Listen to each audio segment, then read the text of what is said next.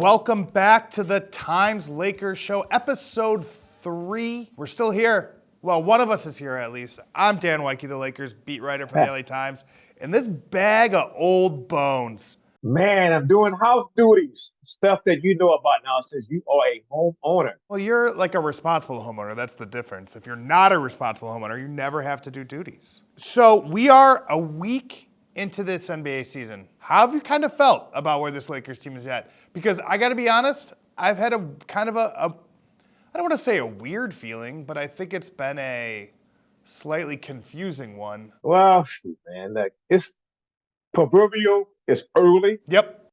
But if you keep going down this road, it'll get late real soon, as the old cliche goes. I just think that they're still in this figuring out process. Yeah. They don't know who they are. We don't know who they are. I don't know who they are or who they're going to become. And it's really interesting for me to sit here and say that the Lakers missed Jared Vanderbilt. Yeah, that cuts a couple ways for me. I think on one hand, like, it's obvious that they miss Jared Vanderbilt a lot, and that it has disrupted a lot of what they want to do. I also sort of think, and I mean this with no disrespect to Jared Vanderbilt, that when you miss Jared Vanderbilt this badly, like, what does that sort of also say about your team and where you're at? I think that would be a little worrisome to me. I want to tell you about a conversation I had with Christian Wood in Sacramento. So after the Lakers lost to the Kings, I was talking to Christian Wood a little bit, and I'd kind of told him that I have to remind myself that, you know, at the time, like, it's only 3 games into the season, that this isn't game 8 of the Western Conference Finals, that, like, right there is a break and it all sort of starts over. And Christian Wood goes, yeah, you know, people forget that. He's like, you just got to stay positive. And I said, I don't have to stay positive. You perhaps have to stay positive. I have to tell the truth. And sometimes that's not positive.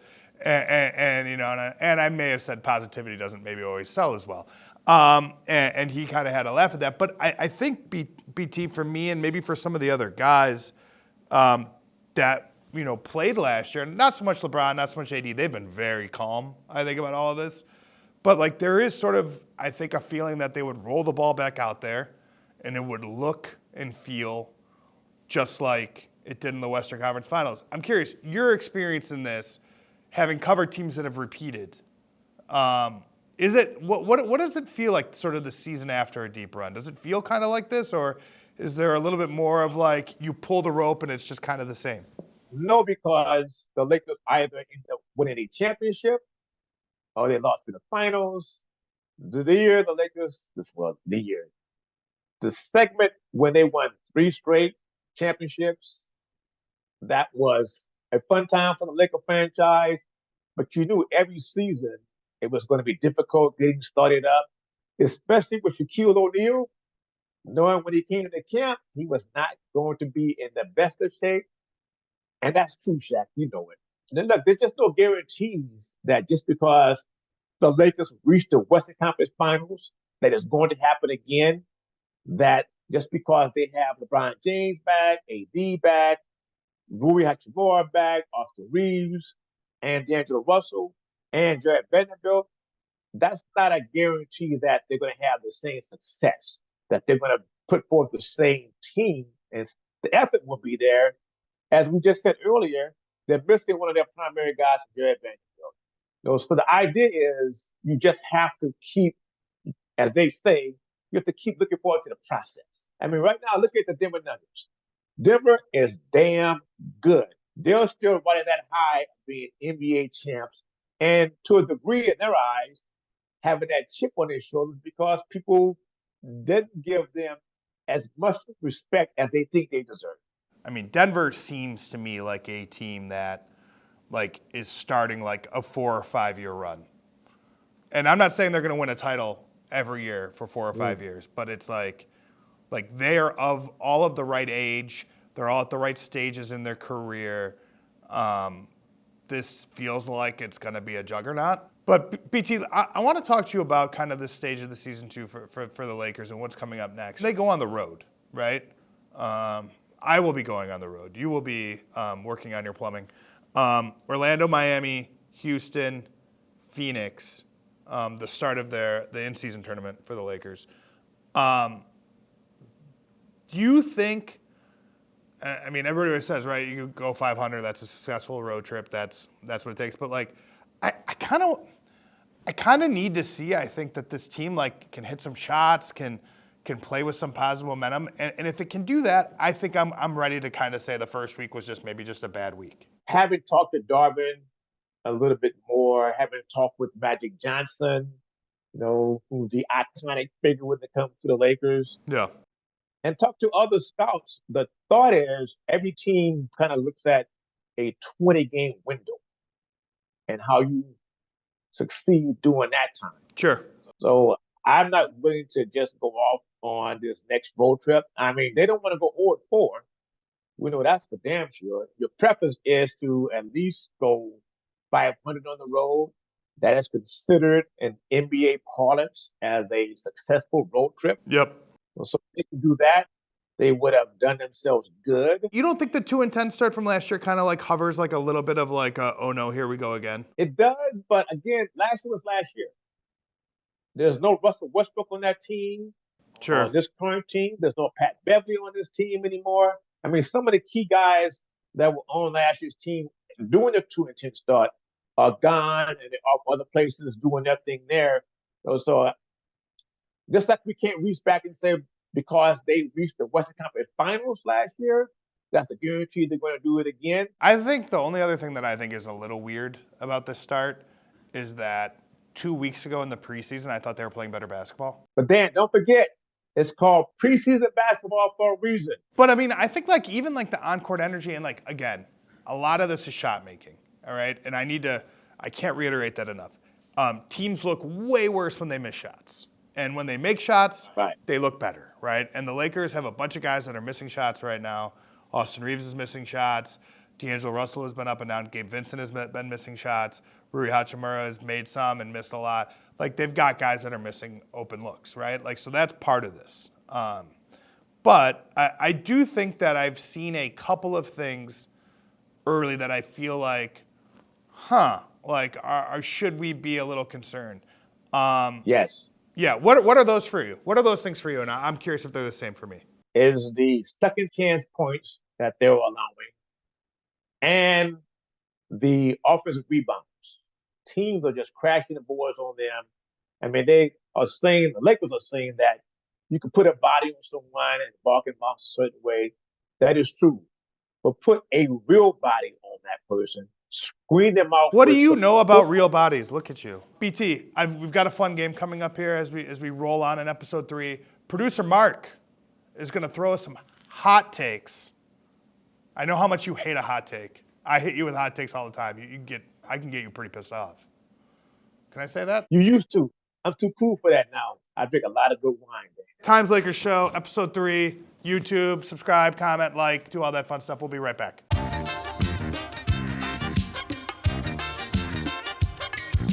BT, I'm still pissed off. I don't feel like I should have said that out loud. Like, I want to set a better example for the kids. I don't want to piss off any parents, any readers, any subscribers. So you're pissed off for saying you're pissed off? Yeah, that sounds about right. Our producer, Mark Potts, combing the internet, the depths of the internet, to find wild fan takes. I don't want to know them. I know you don't know them. Throw these out to us. Mark, what's the first one? What do you got? Christian Wood is the reason the Lakers aren't winless. Would the Lakers have won a game without Christian Wood? I love this take, BT. It is, I will tell you, it is bizarre that Christian Wood, by the way, leads the team in plus minus through 4 games after being last in the NBA in plus minus in the preseason. Those minutes were bad early. He's been pretty good. Let's just say Christian Wood has been a key component to the Lakers winning their first 2 games. The primary one, no, but he has played a key role in this, starting with his defense on Kevin Durant, playing it the right way. He's been no worse than their 4th best player. I don't know how much of this is sustainable. I do know, you mentioned this in the first segment, that dude rebounds. Like, he is a tall guy who goes and gets the ball off the glass. The Lakers need as many of them as they can find. He has value there. I think certainly a willing scorer, and the offense has been a little dicey. But, like, the on-ball defense, to me, has been good enough. And this is a player, by the way, with a bad defensive reputation coming in, right? Like, that is not really what people don't speak very highly of Christian Wood's defense. So far, like, I kind of like the idea of just being like, go stop Paolo Banchero. Like, go stop Kevin Durant. And he's not expected to literally stop them, but it is a singular job. You don't have to worry about those guys running off of screens and doing things off the ball. I think it's been a focused defensive performance from him. Best case scenario. Bad take, but it's a hot one. Like Rob Thomas. I said it's a hot one. Do we have to pay licensing now that I sang that? Yeah. Oh, God. Next one. The FIBA tournament ruined Austin Reeves. It's had an effect on him, obviously. He has not been the same player that we saw in the FIBA tournament. And he just looks a little tired, a little harried. His legs don't look as strong to me, Dan. But I have faith in him. He'll come around. Yeah, I don't think he's been ruined. I think he has been tired. And I think he has looked a little dead-legged. I will say, I do think in FIBA there was, I don't want to say an epiphany, but like it is clear to me that the scouting report right now is to drive right at Austin physically. And you see him, you put your shoulder down, and you outmuscle him. And I think he is going to adjust. I will say the thing that I've always liked about Austin, when I've talked to scouts about him, going back to his rookie season, I think he is a guy who can figure it out. I think that's his superpower as an NBA player, is that he knows what he can do to help matter. And he's always been able to figure it out.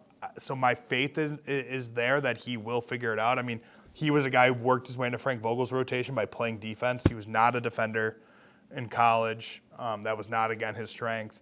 I think with the ball in his hands last year was a better player. I think he's also suffered a little bit from them just kind of trying to figure out their new identity a little bit. He does, to your point, I think seem a little uneasy. And again, some of it is shot making. He's just missed a lot of shots that have been like halfway in and rattled out. And you can see some frustration there. Ruined, I say no. Hampered, maybe a little. Okay, let's do the next one. The in-season tournament courts are amazing. Okay, I like this. They are something, I will say. They are like from the future. I think, BT, like they are colorful. They have a trophy on them. The Lakers court is yellow. Phoenix's court is purple. The court that the Lakers will play on next Friday in Phoenix is very purple. Did you see these, Brad? I've seen a bit of it. I thought it was Looney Tunes or something like that. I'm like, wow, what's going on here? I thought, are these cartoon courts? But I guess it's attractive to the millennials, Gen X, Gen Z, whatever it is. So they should just hand out avocado toast then at the games if it's the millennials. You know what I mean? So I mean, it's a cool way to attract attention.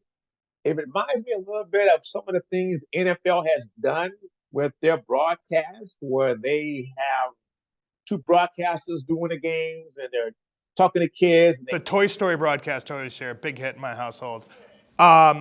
I think, and I don't even have kids. No, I'm kidding. I do have kids. That's why it was a big hit.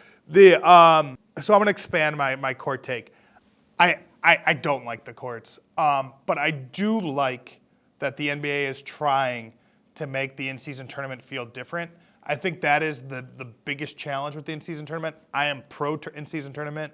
I want games to feel like they've got importance as often as possible. I think one of the weird things about this early season, BT, that I feel like there's been a little bit of a crowd hangover at games. Like, it has not felt like a ton of excitement to start the new year. It has felt, I don't want to say a little flat, because the Lakers have to give the fans something to cheer about too, and the fourth quarter has been exciting. But there hasn't been, I mean, like, we were just in the building for 2 straight months of like crazy intense atmosphere to end last season, and it hasn't been that. I know why you love this in-season tournament. The idea of spending 4 or 5 days in Las Vegas and spending that LA Times money that you always spend, Stop it. that is why. Stop. People, our bosses are gonna watch this. I haven't pitched the I'm gonna go to Vegas no matter what trip yet anyways, BT. You have to find ways to make these games feel important, and they have to feel different. And so what they are gonna, because they count in the regular season, because it just sort of feels like a Friday night game in November, like the court signals to people right away, this is different. Like, this is gonna be different. Now, whether or not different equals important remains to be seen. I kind of wish they had played with different rules. I kind of wish that they had figured out a way to maybe even play more tournament games to like break it out more to make it even feel bigger and more important. But I'm excited for the experiment.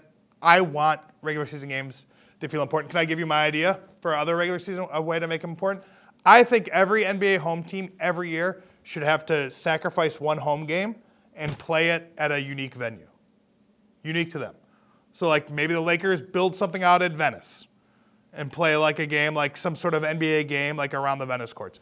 Or you go and you play in a historic college gym or a historic high school gym or some version of that. You go to the desert, you play in Indian Wells. I know they did that years ago, it went horrible. But I trust the technology to exist.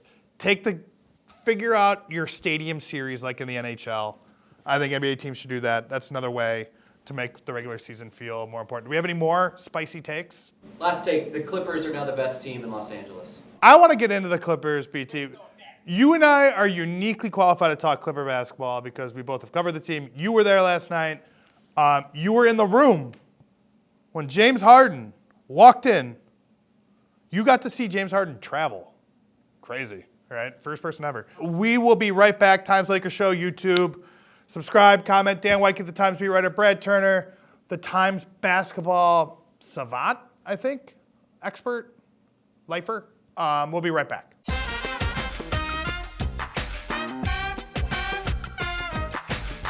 Before the break, we were talking about the Los Angeles Clippers. Speaking of a guy who knows how to have a good time, they traded for James Harden.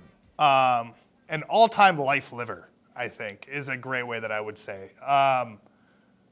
BT, initial thoughts on the deal. A couple weeks ago, we sat in here. I said, why would they even want James Harden? I think I maybe misspoke. But let's start with you. You were there last night. You saw James Harden, PJ Tucker roll in. Tell us what you saw. Adding James Harden with Russell Westbrook, Kawhi Leonard, and Paul George, the Clippers have a load of talent on that team. Now, how did they get this to work? That will be up to Clippers coach Tyronn Lue, who, as you know, I am a big fan of. If anyone can make this work, it'll be Tyronn Lue. And I suspect that they will be damn good going forward, but it's all obviously based on the health of the two stars, which is Kawhi Leonard and Paul George. But in this case, Dan, I think the biggest benefit of having James, other than the fact that he could just play and he led the league in assists last year, is that if Paul and Kawhi are out, even together, Russell Westbrook plays. James Harden plays during the regular season. So the drop-off won't be as severe as it has been in past years. He's a tremendous player. And I think concerns about fit and are there enough basketballs on the court to go around, I think, especially over the course of the regular season, I think that stuff gets worked out. Applaud Lawrence Frank totally for assembling this kind of talent. It is rare to get this many great players on the same roster. I think it is extra cool that they're all Southern California high school products. I think is like a fun little wrinkle to this.